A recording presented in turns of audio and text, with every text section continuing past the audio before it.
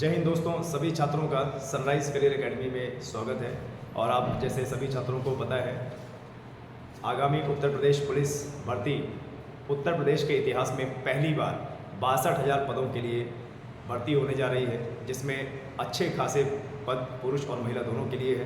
तो उसकी तैयारी अगर आप अभी से करेंगे तो आगे इसका अच्छा रिजल्ट निकाल पाएंगे, जिसके लिए सनराइज करियर एकेडमी अपने यूट्यूब प्लेटफॉर्म में 30 क्वेश्चन यूपी जीके के ला रही है।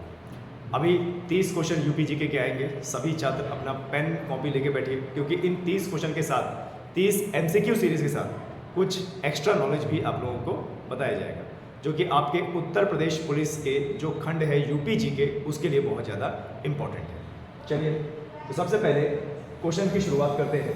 सबसे पहला हमारा क्वेश्चन है, ध्यान दीजिएगा। क्वेश्चन की शुरुआत करते हैं और सबसे पहला जो हमारा प्रश्न है, प्रश्न जब देख लीजिए क्या है। उत्तर प्रदेश में निम्नलिखित में से किस जिले में कम वर्षा होती है? उत्तर प्रदेश में निम्नलिखित में से किस जिले में कम वर्षा होती है? चलिए इसका उत्तर देखेंगे, ठीक है। उत्तर प्रदेश में निम्नलिखित में से किस जिले में कम वर्षा होती है? देखिए पहला ऑप्शन क्या है, कानपुर, इलाहाबाद, मथुरा और इनमें से कोई नहीं। तो आपको बता दें, पूरे उत्तर प्रदेश में मथुरा एक, ध्यान देना, पूरे उत्तर प्रदेश में मथुरा एक ऐसा जिला है जहां पर सबसे कम वर्षा होती है। मथुरा एक शुष्क राज्य है। अब जिस प्रकार से ये प्रश्न बना है कि भाई उत्तर प्रदेश में सबसे कम वर्षा कहाँ होती है, तो इसका उत्तर मथुरा है। उसी प्रकार से एक क्वेश्चन ये भी बन सकता है कि उत्तर प्रदेश में किस जिले में सबसे ज़्यादा वर्षा होती है? उत्तर प्रदेश के किस जिले में सबसे ज़्यादा वर्षा होती है? तो आपको बता दें, उत्तर प्रदेश के गोरखपुर जिला। कौन सा जिला भाई? गोरखपुर जिला, ठीक है। उत्तर प्रदेश का गोरखपुर जिला, यहाँ पे क्या है भाई? सर्वाधिक, यहाँ पे क्या है? सर्वाधिक वर्षा होती है पूरे उत्तर प्रदेश में। पूरे उत्तर प्रदेश में ये जो गोरखपुर जिला है, यहाँ पे सर्वाधिक वर्षा होती है, ठीक है। अब देखिए यहाँ पे नाम किसका आया भाई? यहाँ पे नाम आया है मथुरा का। यहाँ पे नाम आया है मथुरा का, ध्यान दीजिएगा। मथुरा में क्या है भाई? बकरी अनुसंधान केंद्र, ठीक है, ध्यान देना। बकरी अनुसंधान केंद्र है यहाँ पे, बकरी अनुसंधान केंद्र है। यहाँ पे कौन सी बोली बोली जाती है? ब्रज बोली बोली जाती है। और यहाँ पे यहाँ का कौन सा कल्चर सबसे ज़्यादा फेमस है? रासलीला। यहाँ का कल्चर कौन सा फेमस है भाई? रासलीला, ठीक है। आए समझ में? तो इतनी चीज़ें आप लोगों को यहाँ पे समझ में आनी चाहिए, ठीक है। तो प्रश्न क्या था हमारा? उत्तर प्रदेश में निम्नलिखित में से किस जिले में कम वर्षा होती है? तो उत्तर क्या है भाई? वो मथुरा, ठीक है। और मथुरा में कम वर्षा होती है, गोरखपुर जिले में ज़्यादा वर्षा होती है, ठीक है। चलिए आगे बढ़ते हैं। नेक्स्ट क्वेश्चन जब देख लीजिए आपको क्या बोल रहा है। उत्तर प्रदेश में उर्दू को द्वितीय राजभाषा का कब घोषित किया गया? उत्तर प्रदेश में उर्दू को द्वितीय राजभाषा कब घोषित किया गया? 1989, 1999, 1944 या 1924? ये प्रश्न है, बहुत बढ़िया प्रश्न है, आप लोगों को पता होना चाहिए। बहुत बढ़िया प्रश्न ये, ठीक है। इसी प्रकार के प्रश्न आपके यूपी जीके में आते हैं और इसी प्रकार के प्रश्नों को आपको करना है, ठीक है। क्या बोल रहा है? उत्तर प्रदेश में उर्दू को द्वितीय राजभाषा कब घोषित किया गया? उत्तर प्रदेश में उर्दू को द्वितीय राजभाषा कब घोषित किया गया? तो आपको बता दें, इसका उत्तर क्या हो जाएगा? 1989। इसका उत्तर क्या हो जाएगा भाई? 1989। उत्तर प्रदेश में 2 राजभाषाएं हैं, और ध्यान देना, उत्तर प्रदेश में 2 राजभाषा है, ठीक है। उत्तर प्रदेश में 2 राजभाषा है। एक भाई क्या है? हिंदी।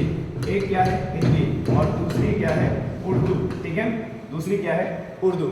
और कभी भी राजभाषा का नाम आता है ना, ध्यान देना, कभी भी राजभाषा का नाम आता है तो राजभाषा का उल्लेख किसमें है? अनुच्छेद 343। राजभाषा का उल्लेख किसमें है? अनुच्छेद 343। और आपको बता दें, 8वीं अनुसूची, संविधान की 8वीं अनुसूची में 22 भाषा का उल्लेख है। कितनी भाषा का भाई? 22 भाषा का उल्लेख है। संविधान की 8वीं अनुसूची में कितनी भाषा? 22 भाषाओं का उल्लेख है। क्लियर है? ये याद रखना है। हमारे उत्तर प्रदेश की 2 राजभाषाएं हैं। राजभाषा का मतलब राष्ट्रीय भाषा नहीं या राजकीय भाषा नहीं, राज करने की भाषा, राज करना, जिससे सरकार जनता से ताल्लुकात रखती है, ठीक है। और भाषा का उल्लेख किसमें है? संविधान के अनुच्छेद 343 में। और 22 भाषाओं का उल्लेख किसमें है? 8वीं अनुसूची, संविधान के 8वीं अनुसूची। तो उत्तर प्रदेश की 2 राजभाषा है, एक क्या है? हिंदी है और एक क्या है? उर्दू है। ठीक है, चलिए बहुत बढ़िया। तो इसका उत्तर क्या हो जाएगा? ए। उत्तर प्रदेश में उर्दू को द्वितीय राजभाषा का घोषित किया 1989 में। चलिए आगे बढ़ते हैं, आगे बढ़ते हैं और देखते हैं क्वेश्चन क्या है हमारा। उत्तर प्रदेश में थारू जनजाति मुख्य रूप से किस क्षेत्र में निवास करती है?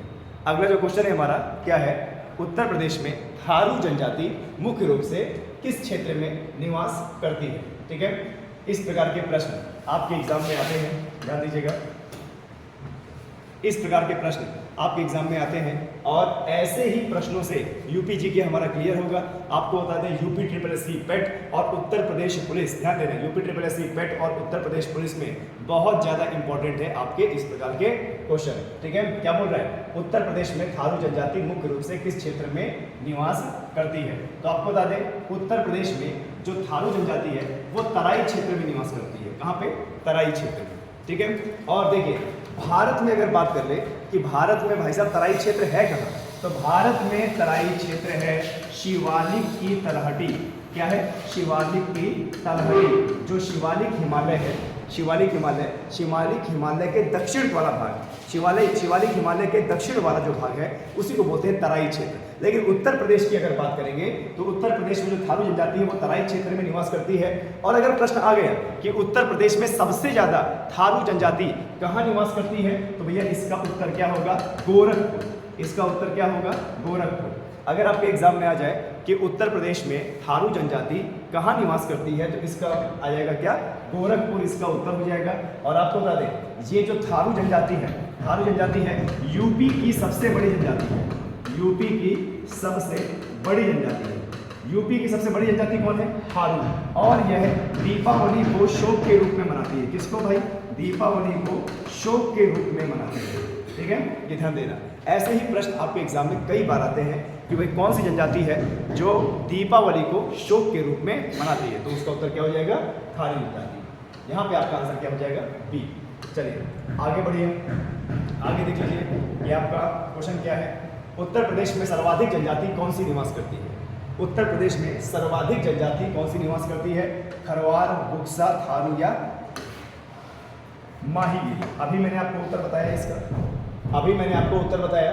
उत्तर प्रदेश में सर्वाधिक जनजाति कौन सी निवास करती है? खरवार, बुक्सा, थारू या माहीगिरी। तो आपको बता दें इससे पहले वाले क्वेश्चन में बताया कि भैया यूपी की सबसे बड़ी जनजाति कौन सी है? सबसे बड़ी जनजाति यूपी की सबसे बड़ी जनजाति है भाई थारू। और ये कहाँ निवास करती है? ये तराई क्षेत्र में निवास करती है। लेकिन यूपी में मुख्य रूप से कहाँ निवास करती है? गोरखपुर। कहाँ पे? गोरखपुर में निवास करती है। और यह दीपावली को शोक के रूप में मनाती है। तो उत्तर हो जाएगा हमारा क्या? थारू।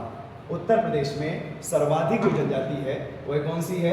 थारू जनजाति। ठीक है, आप कॉपी और पेन लेके बैठिए और साथ में जो भी जीके एक्स्ट्रा बताया जा रहा है उसको जरूर आप पढ़िए। ठीक है, और सभी छात्र चैनल को शेयर भी करते जाएं और अपने अपने स्टेटस में लगाएं ताकि दूसरे छात्रों को भी पता लग पाए। ठीक है, चलिए बहुत बढ़िया। आगे देखिए, राज्य में कर्मा नृत्य, क्या बोल रहा है? राज्य में कर्मा नृत्य किस जनजाति द्वारा किया जाता है? राज्य में कर्मा नृत्य किस जनजाति द्वारा किया जाता है? बुक्सा, माहीगीर या थारू या खरवार। चलिए आपको बता दें, देखिए हर जनजाति का अपना अपना एक संस्कृति होती है, अपना अपना एक कल्चर होता है और उसी कल्चर के हिसाब से ये जनजातियां हैं अपना जीवन यापन करती हैं। प्रश्न ये कई बार यूपी जीके में आ चुका है, बहुत इंपॉर्टेंट प्रश्न है, चाहे तो स्क्रीनशॉट ले लो इसका। ये प्रश्न बहुत इंपॉर्टेंट है। राज्य में जो कर्मा नृत्य है ये किस जनजाति द्वारा किया जाता है? देखिए बुक्सा है, माहीगीर है, थारू भैया खरवार है। तो आपको बता दें उत्तर प्रदेश की जो खरवार जनजाति है, उत्तर प्रदेश की जो खरवार जनजाति है उसके द्वारा कर्मा नृत्य किया जाता है। उत्तर प्रदेश की जो खरवार जनजाति है इसके द्वारा क्या किया जाता है? कर्मा नृत्य किया जाता है। ठीक है, अब देखिए खरवार जनजाति आई है ना, तो उत्तर प्रदेश में खरवार कौन से जिले में पाई जाती है? महाराजगंज। कौन सा? महाराजगंज में पाई जाती है। उत्तर प्रदेश में जो खरवार जनजाति है ये कहाँ पाई जाती है? महाराजगंज जिले में। कहाँ पे? महाराजगंज जिले में। ठीक है, चलिए बहुत बढ़िया। सबसे ज्यादा जनजाति निवास कहाँ करते हैं? अगर एग्जाम में ये आ जाए, देखिए थारू सबसे बड़ी जनजाति है, ठीक है, और ऐसी बहुत सारी ढेरों जनजाति हमारे उत्तर प्रदेश में रहती है। लेकिन अगर आपके एग्जाम में आ जाए कि किस जिले में सबसे ज्यादा जनजाति है, किस जिले में, तो आप ध्यान दीजिएगा लखीमपुर खीरी। कौन सा? लखीमपुर खीरी। लखीमपुर खीरी में सबसे ज़्यादा जनजातीय निवास करते हैं। ठीक है, अलग अलग जनजातियों के जो लोग हैं वो लखीमपुर खीरी में सबसे ज़्यादा निवास करते हैं। तो ये आपको जो है समझना पड़ेगा, लखीमपुर खीरी में सबसे ज़्यादा जनजाति निवास करते हैं। अगर प्रश्न आ जाए कि उत्तर प्रदेश में सबसे ज़्यादा जनजाति किस जिले में निवास करते हैं तो उत्तर क्या होगा आपका? तो लखीमपुर खीरी। अब लखीमपुर खीरी का नाम आया है उत्तर प्रदेश का सबसे बड़ा जिला। ठीक है, उत्तर प्रदेश का सबसे बड़ा जिला कौन सा है भाई? लखीमपुर खीरी। उत्तर प्रदेश का सबसे बड़ा जिला कौन सा है? लखीमपुर खीरी। और लखीमपुर में उत्तर प्रदेश का एकमात्र राष्ट्रीय अभयारण्य कौन सा भाई? दुधवा राष्ट्रीय। कौन सा अभयारण्य भाई? दुधवा राष्ट्रीय अभयारण्य। ये कई बार जो है एग्जाम में आया है, तो आप लोगों को ये सब आना चाहिए। ठीक है, आगे अगला जो क्वेश्चन है जरा देखिए क्या है, निम्न में से किस जनजाति की राज्य में सबसे कम जनसंख्या है? ठीक है, चलिए देखिए, इस प्रकार से भी आपके एग्जाम में अच्छा खासा पूछा जा सकता है। क्या बोल रहा है? देखिए, निम्न में से किस जनजाति की राज्य में सबसे कम जनसंख्या है? सहरिया, बनरावत, पहरिया या बैगा? उससे पहले आपको एक प्रश्न समझना पड़ेगा कि ये सब की सब जनजाति हमारी कहाँ की है? यूपी की। ये जो भी जनजातियों का नाम लिया गया है यहाँ पे, ये सब की सब जनजाति हमारी यूपी की है। ठीक है, तो क्या बोल रहा है? निम्न में से किस जनजाति की राज्य में सबसे कम जनसंख्या है? तो इसका उत्तर हो जाएगा बनरावत। इसकी ज्यादा क्या हो जाएगा? बनरावत। और सबसे बड़ी जनजाति कौन है भाई? थारू। सबसे बड़ी जनजाति क्या है? थारू।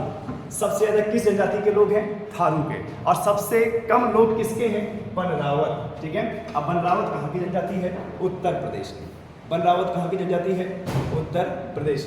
ठीक है, तो यहाँ पर ध्यान देना, निम्न में से किस जनजाति की राज्य में सबसे कम जनसंख्या है? वो है बनरावत। और सबसे बड़ी संख्या किसकी है?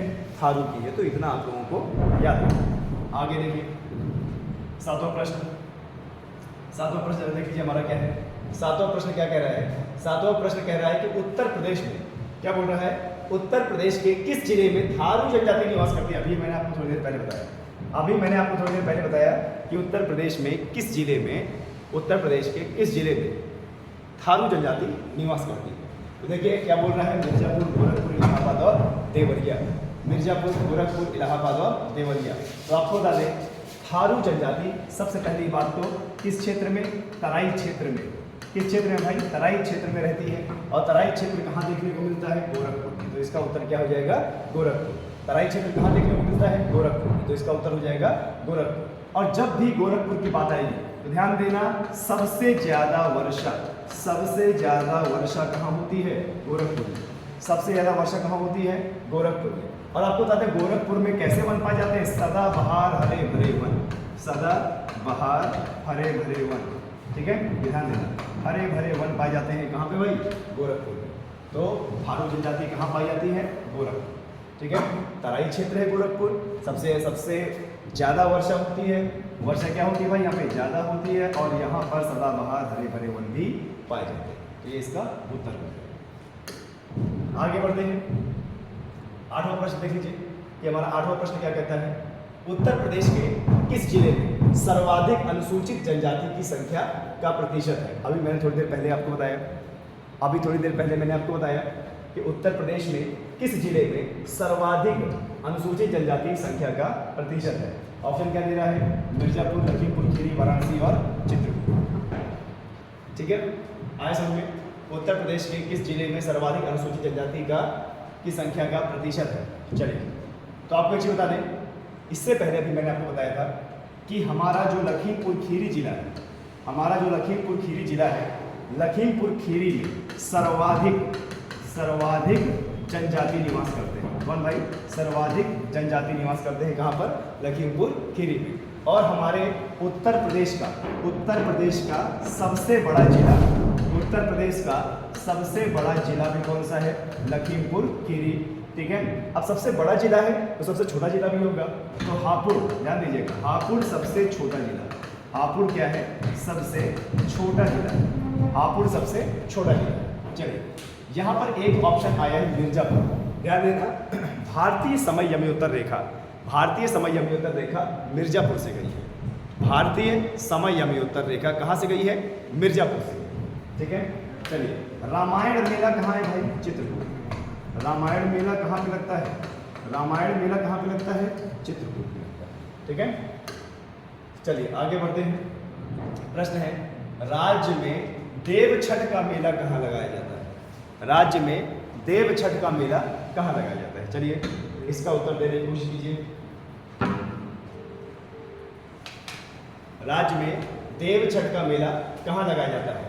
मिसारिक में सीतापुर जिले में, दाऊजी मथुरा के निकट, या श्रृंगी रामपुर में फर्रुखाबाद जिले में, या इनमें से कोई नहीं। ठीक है, आज का टॉपिक है ये।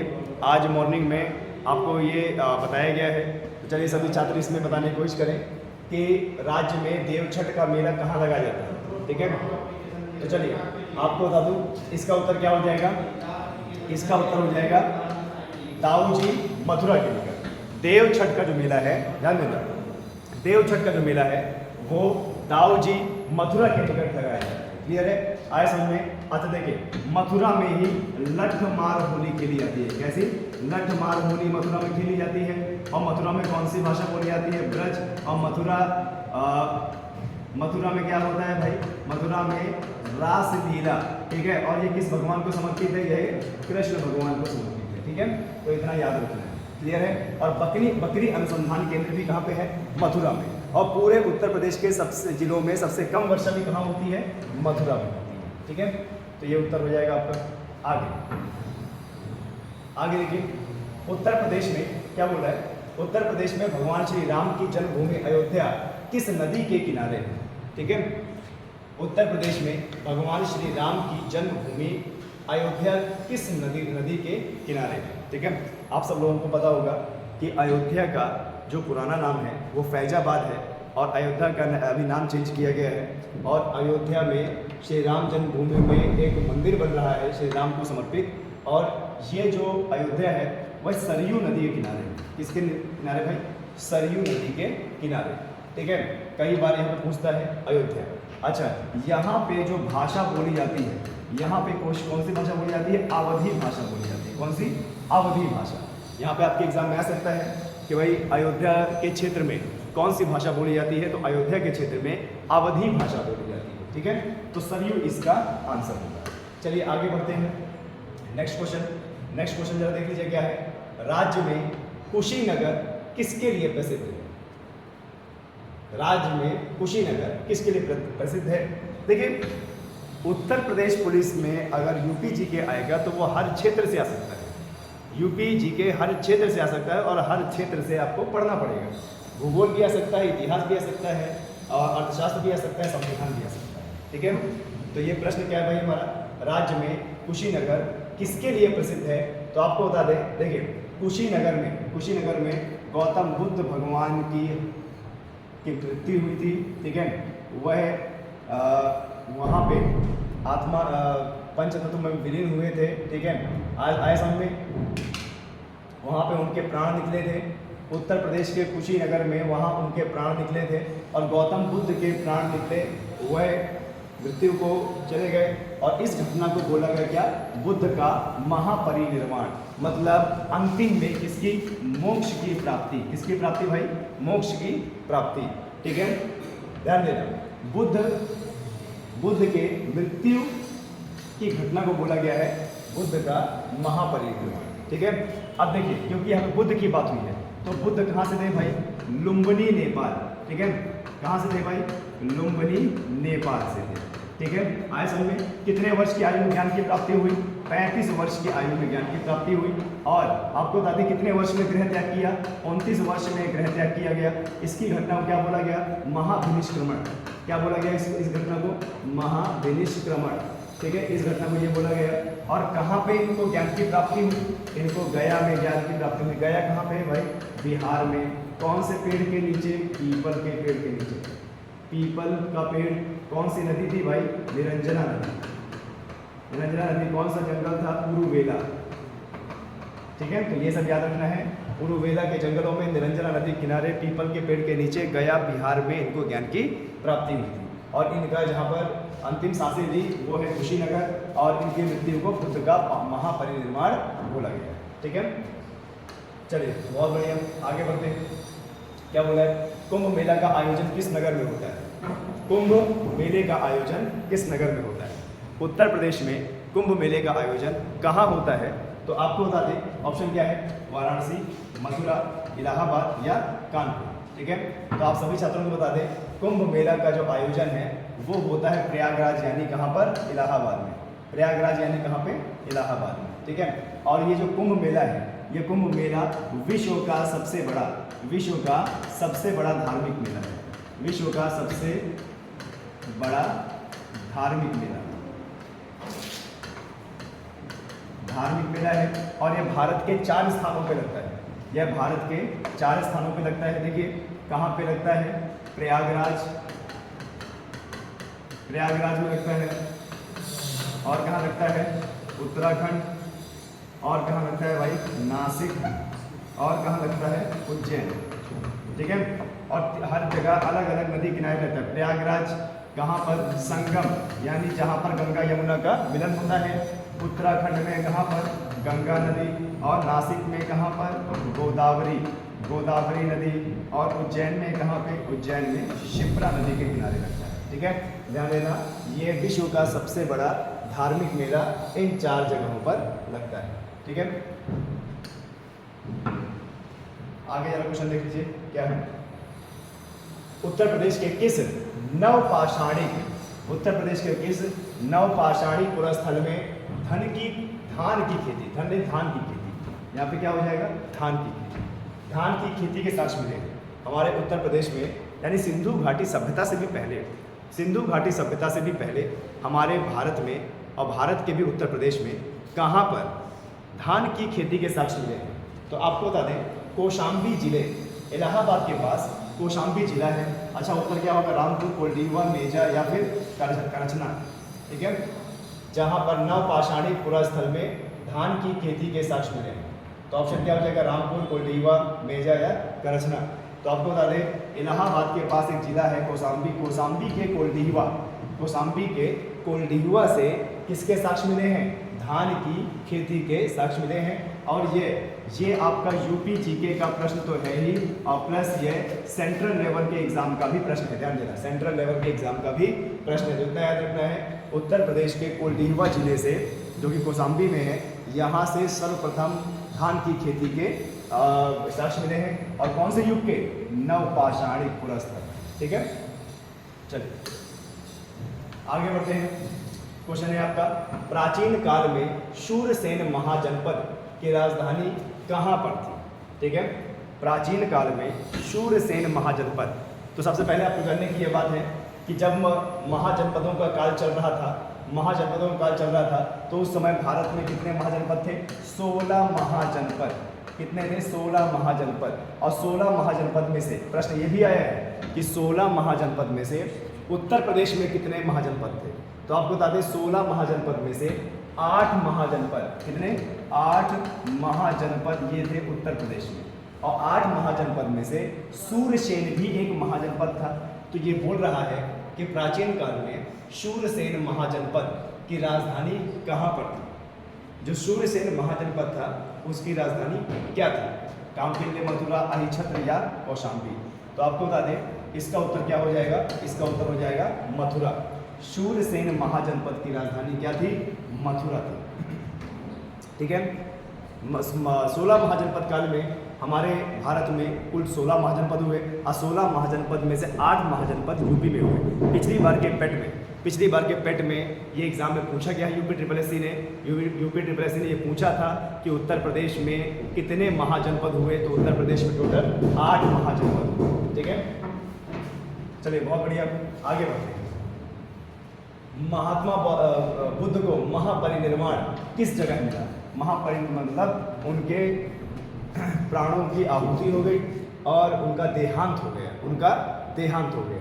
तो कहाँ पर भाई? जरा देखिए, महात्मा बुद्ध को महापरिनिर्वाण किस स्थान पर हुआ? लुम्बिनी में, काशी में, कुशीनगर में या श्रावस्ती में। ठीक है, देखिए धर्म से रिलेटेड ऐसे प्रश्न अक्सर एग्जाम में पूछ लिया करता है, तो इसको आपको ध्यान में रखना है। ठीक है, आपको बता दें, गौतम बुद्ध की जो मृत्यु है, गौतम बुद्ध की मृत्यु की घटना को क्या बोला गया है? महापरिनिर्वाण। और महापरिनिर्वाण कहाँ पे हुआ है? कुशीनारा यानी कुशीनगर, ठीक है। लुम्बिनी नेपाल में उनका जन्म हुआ था और 35 वर्ष की आयु में उन्होंने ज्ञान की प्राप्ति की थी और 29 वर्ष की आयु में गृह त्याग किया था, जिसको बोला गया महाविनिष्क्रमण। और बोध गया यानी गया में पीपल के पेड़ के नीचे उरुवेला के जंगलों में निरंजना नदी के किनारे उन्होंने क्या किया था भाई? ज्ञान की प्राप्ति की थी। अच्छा, एक चीज़ पूछा जाता है कि वह कौन सी महिला थी जिन्होंने उन्हें सर्वप्रथम भोजन कराया था, खाना खिलाया था? तो उस लड़की का नाम क्या है भाई? सुजाता। उस लड़की का नाम क्या है? सुजाता, जिसने गौतम बुद्ध को सर्वप्रथम खाना खिलाया था। और खाने में क्या खिलाया था भाई? दूध और चावल। क्या खिलाया था? दूध और चावल खिलाया था। ये भी काफ़ी बार एग्जाम में पूछा जाता है कि गौतम बुद्ध को वह कौन सी महिला थी, उसका नाम क्या था, जिसने पहली बार उनको भोजन कराया था, खाना खिलाया था? तो उस लड़की का नाम क्या है? सुजाता। और क्या खिलाया था? दूध और चावल। आगे बढ़ते हैं। सेल खड़ी यानी टैग, सेल खड़ी खनिज का उत्पादन राज्य के किन जिलों में किया जाता है? ठीक है, सेल खड़ी का उत्पादन हमारे उत्तर प्रदेश के किस जिले में किया जाता है? प्रश्न ये है, प्रश्न पढ़िए और इसका उत्तर देने की कोशिश कीजिए, ठीक है।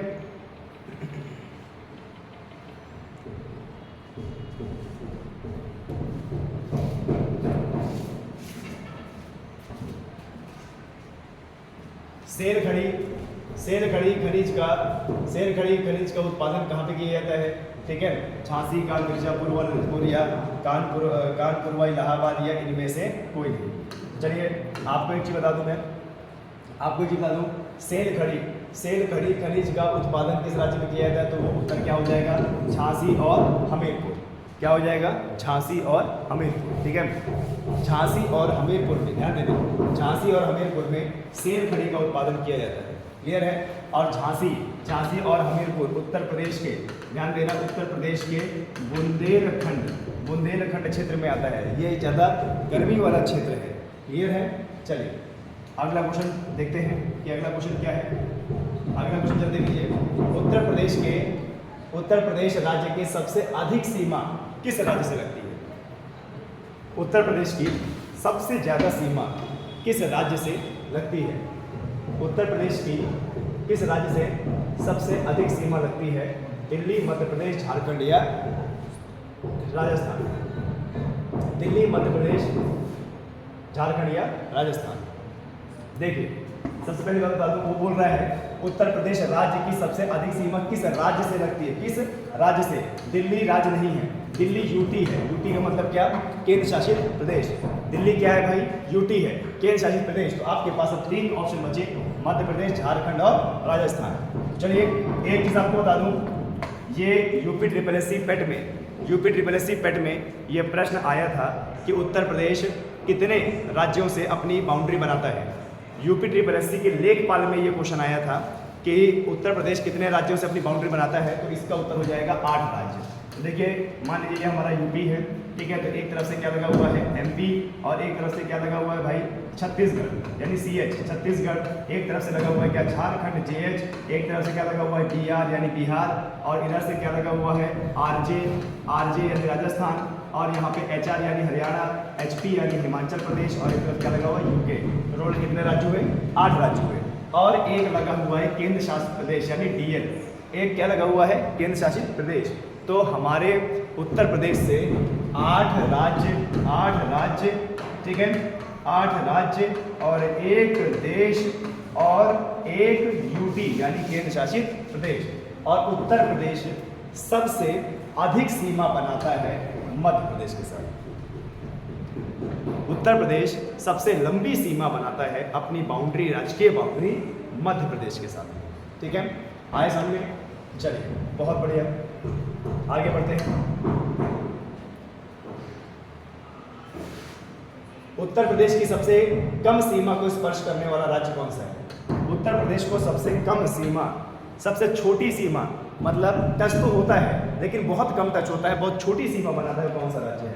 राजस्थान, हिमाचल प्रदेश, बिहार या मध्य प्रदेश। ठीक है, क्या अगला क्वेश्चन है देखिए, उत्तर प्रदेश की सबसे कम सीमा को स्पर्श करने वाला राज्य कौन सा है? राजस्थान, हिमाचल प्रदेश, बिहार या मध्य प्रदेश। ठीक है, देखिए अभी हमने बताया कि उत्तर प्रदेश से 8 राज्य, उत्तर प्रदेश से 8 राज्य अपनी सीमा रेखा बनाते हैं। उत्तर प्रदेश से 8 राज्य अपनी सीमा रेखा बनाते हैं और सबसे लंबी रेखा जो है मध्य प्रदेश बनाता है। तो सबसे छोटी रेखा कौन बनाता है? ठीक है, आए समझ में। चलिए, तो आपको बता दें उत्तर प्रदेश से सबसे छोटी रेखा बनाने वाला कौन है? हिमाचल प्रदेश। उत्तर प्रदेश से सबसे छोटी रेखा बनाने वाला जो राज्य है वो कौन सा है? हिमाचल प्रदेश। और इससे पहले वाले प्रश्न में मैं बता चुका हूं कि उत्तर प्रदेश से कितने राज्य? 8 राज्य, 1 देश और 1 केंद्र शासित प्रदेश टच होते हैं। और सबसे बड़ी रेखा कौन बनाता है? मध्य प्रदेश। और सबसे छोटी क्या हो जाएगी? हिमाचल प्रदेश। ठीक है, चलिए बहुत बढ़िया, अगला देख लीजिए।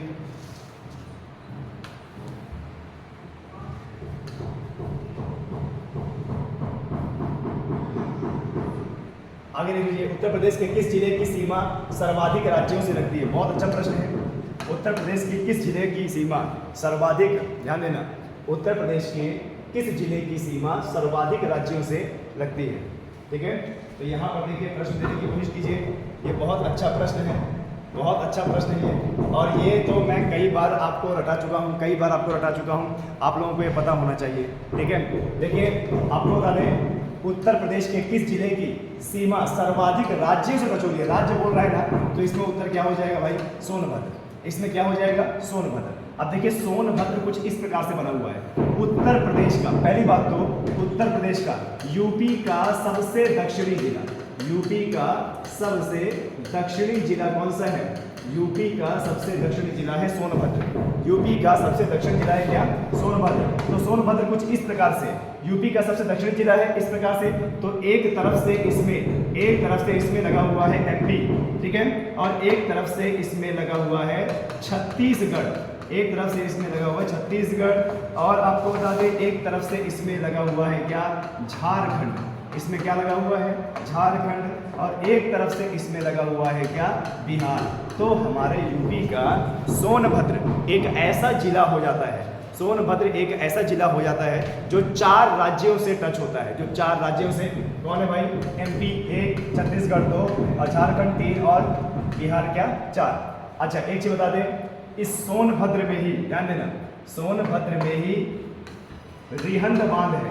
कौन सा बांध है? रिहंद बांध है। और इसी रिहंद बांध को सरदार वल्लभ पंत बांध भी कहते हैं। और इसी रिहंद बांध को भारत की सबसे बड़ी कृत्रिम झील क्या बोलते हैं? कृत्रिम झील कहते हैं। भारत की सबसे बड़ी कृत्रिम झील कहते हैं। ठीक है, आए समझ में? चलिए बहुत बढ़िया, तो ये इसका उत्तर हो जाएगा सोनभद्र। और आपको बता दें सोनभद्र में सदाबहार हरे भरे वन पाए जाते हैं। अगर आपके एग्जाम में आ जाए कि उत्तर प्रदेश के कौन से जिले में सदाबहार हरे भरे वन पाए जाते हैं, तो उत्तर क्या होगा उसका? सोनभद्र। ठीक है, अच्छा गोरखपुर में भी सदाबहार हरे भरे वन पाए जाते हैं, पर सबसे ज्यादा अगर बात की जाएगी तो वो क्या होगा? सोनभद्र होगा। ठीक है, चलिए आगे बढ़ते हैं।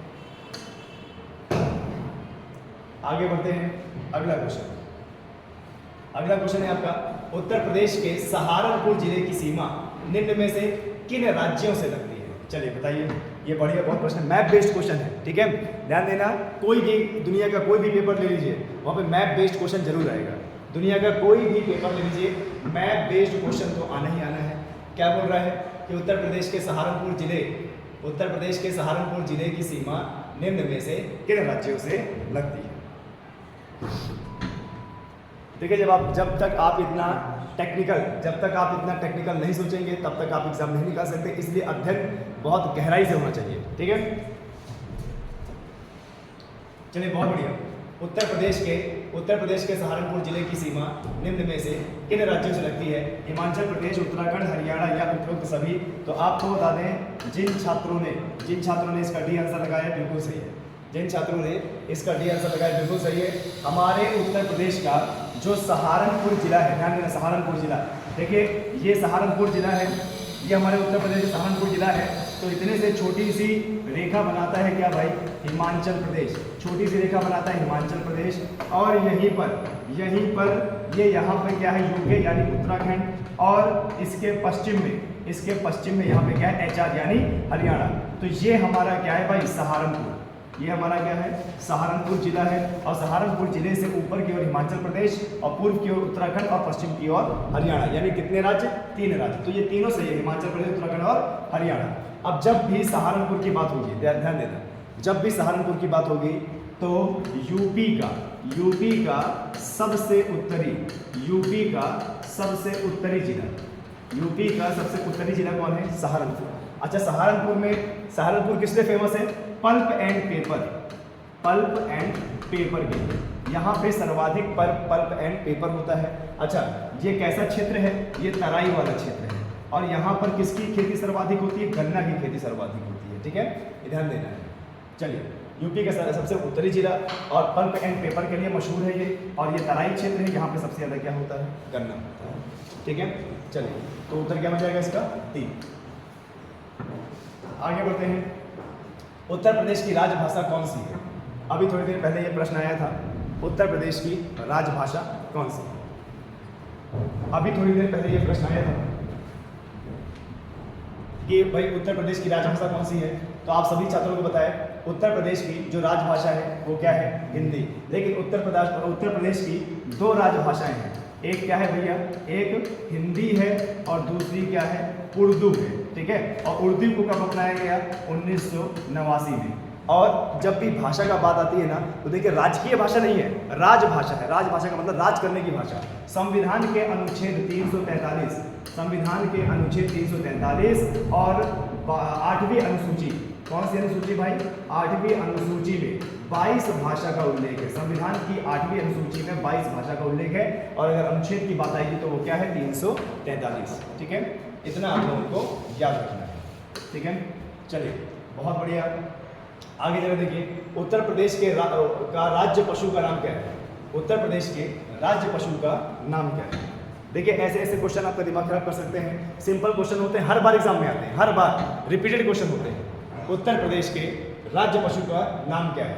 तो आपको बता दें, उत्तर प्रदेश के राज्य पशु का नाम क्या है, बारहसिंघा। क्या है भाई, बारहसिंघा। ठीक है, गलती से भी गाय मत लगा देना, गलत हो जाएगा, नंबर कट जाएगा।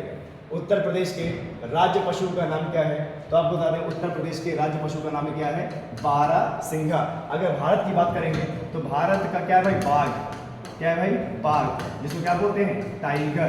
ठीक है, लायन मत लगा देना, लायन गलत हो जाएगा। भारत का जो नेशनल पशु है वो क्या है, बाघ यानी टाइगर। और उत्तर प्रदेश में क्या है, बारहसिंघा। चलिए आगे बढ़ते हैं। उत्तर प्रदेश का राजकीय पक्षी कौन सा है।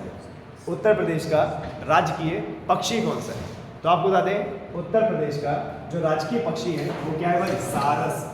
वो क्या है, सारस, जो लंबी लंबी टांगों वाला होता है, बड़ा सा पक्षी होता है ना, तालाब में अक्सर देखने को मिलता है। तो यही है उत्तर प्रदेश का राजकीय पक्षी, क्या, सारस। और भारत का क्या है भाई, भारत का क्या है, भारत का है मोर। भारत का राष्ट्रीय पशु क्या है, मोर। और उत्तर प्रदेश का राजकीय पक्षी क्या है, सारस। ठीक है, चलिए आगे बढ़ते हैं। 24वां प्रश्न, 30 क्वेश्चन की ये सीरीज है, 24वां प्रश्न है, आप लोग लगे रहिए। उत्तर प्रदेश राज्य का राजकीय वृक्ष कौन सा है। उत्तर प्रदेश राज्य का राजकीय वृक्ष कौन सा है। ठीक है, तो देखिए इसमें बहुत सारे पीपल, आम, अशोक और बरगद। ठीक है, लेकिन यहाँ पर यूपी का पूछा है, यूपी का उत्तर प्रदेश राज्य का राजकीय वृक्ष कौन सा है, तो आपको बता दें उसका उत्तर क्या हो जाएगा, अशोक। उसका उत्तर क्या हो जाएगा भाई, अशोक। उत्तर प्रदेश का राजकीय वृक्ष क्या है, अशोक है। ठीक है, चलिए आगे बढ़ते हैं। उत्तर प्रदेश का राजकीय पुष्प क्या है। उत्तर प्रदेश का राजकीय पुष्प क्या है। देखिए लास्ट टाइम में थोड़ा छोटे छोटे आंसर क्वेश्चन किए हैं ताकि आप लोगों को आए। ठीक है, बाकी तो ये पूरा का पूरा पीडीएफ ही बहुत ज़्यादा इंपॉर्टेंट है। उत्तर प्रदेश का राजकीय पुष्प कौन सा है, तो आपको बता दें उत्तर प्रदेश का जो राजकीय पुष्प है वो क्या है, पलाश। वो क्या है भाई, पलाश। अच्छा, कमल का है, कमल किसका है, भारत का है, कमल भारत है, कमल का। भारत का राष्ट्रीय पुष्प क्या है, कमल। उत्तर प्रदेश का राजकीय पुष्प क्या है भाई, पलाश है। क्या है भाई, पलाश। चलिए आगे बढ़ते हैं। पशु चिकित्सा अनुसंधान केंद्र, देखिए क्या बोल रहा है, पशु चिकित्सा अनुसंधान केंद्र कहाँ स्थित है। चलिए यहाँ पे बताने की कोशिश कीजिए। पशु चिकित्सा अनुसंधान केंद्र कहाँ पे, सारनाथ, नैनी, इज्जत नगर या दयाल बाग में।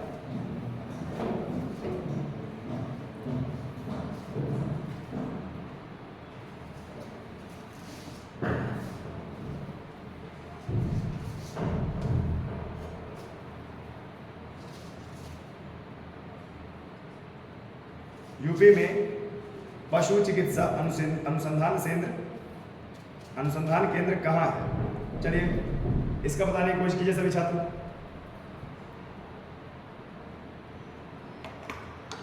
सारनाथ, नैनी, इज्जतनगर, बरेली या दयालबाग। तो आपको बता दें हमारे यूपी में पशु चिकित्सा अनुसंधान जो संस्था है वो है इज्जतनगर बरेली में। कहाँ पे भाई?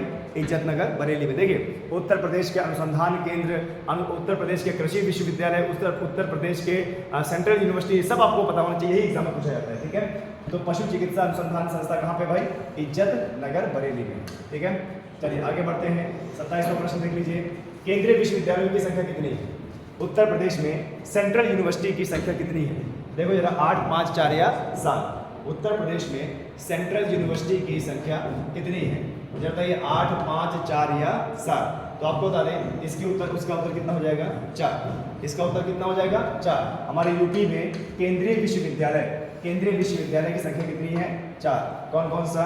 देखिए बनारस हिंदू यूनिवर्सिटी, अलीगढ़ मुस्लिम यूनिवर्सिटी, इलाहाबाद यूनिवर्सिटी और चौथा अम्बेडकर, बाबा भीमराव अम्बेडकर यूनिवर्सिटी। ये सब क्या है? ये 4 सेंट्रल यूनिवर्सिटी हमारे उत्तर प्रदेश में। ठीक है, आगे देखिए। उत्तर प्रदेश में पहला विकलांग विश्वविद्यालय स्थापित कहाँ पर है? ठीक है, उत्तर प्रदेश में पहला विकलांग विश्वविद्यालय कहाँ पर स्थित है? देखिए आपका ऑप्शन क्या है? रायबरेली, बलिया, चित्रकूट या मथुरा। ठीक है, तो चलिए बताइए। सभी छात्र चैनल को शेयर कर दें, सब्सक्राइब कर दें और इसी प्रकार से तैयारी करते हैं। उत्तर प्रदेश में पहला विकलांग विश्वविद्यालय कहाँ पर स्थापित है? तो आपको बता दें उत्तर प्रदेश का पहला विकलांग विश्वविद्यालय और एशिया का सबसे बड़ा विकलांग विश्वविद्यालय, एशिया का सबसे बड़ा विकलांग विश्वविद्यालय ये है उत्तर प्रदेश के चित्रकूट डिस्ट्रिक्ट में। कहाँ पे भाई? उत्तर प्रदेश के चित्रकूट डिस्ट्रिक्ट में। और इसका पूरा नाम है रामभद्राचार्य विकलांग विश्वविद्यालय। रामभद्राचार्य विकलांग विश्वविद्यालय। ठीक है, तो उत्तर प्रदेश का पहला विकलांग विश्वविद्यालय है और एशिया का सबसे बड़ा विश्वविद्यालय है। ठीक है, चित्रकूट में। आगे बढ़ते हैं 29वां क्वेश्चन। भातखंडे हिंदुस्तानी संगीत महाविद्यालय उत्तर प्रदेश राज्य कहाँ पर है? लखनऊ में, इलाहाबाद में, वाराणसी में या आगरा में? ठीक है, चलिए जरा बताइए। भातखंडे हिंदुस्तानी संगीत महाविद्यालय। ठीक है, भातखंडे,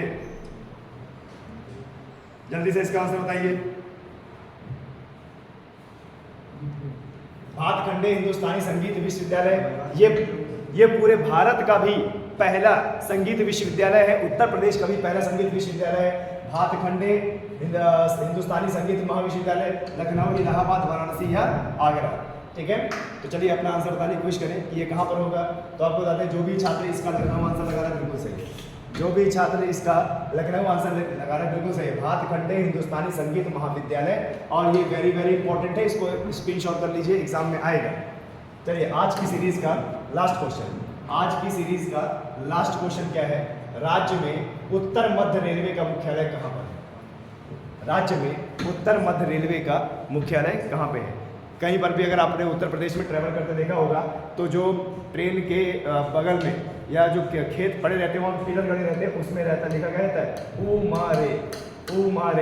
उमारे का मतलब होता है उत्तर मध्य रेल। तो बोल रहे हैं कि उत्तर मध्य रेल का मुख्यालय कहाँ स्थित है?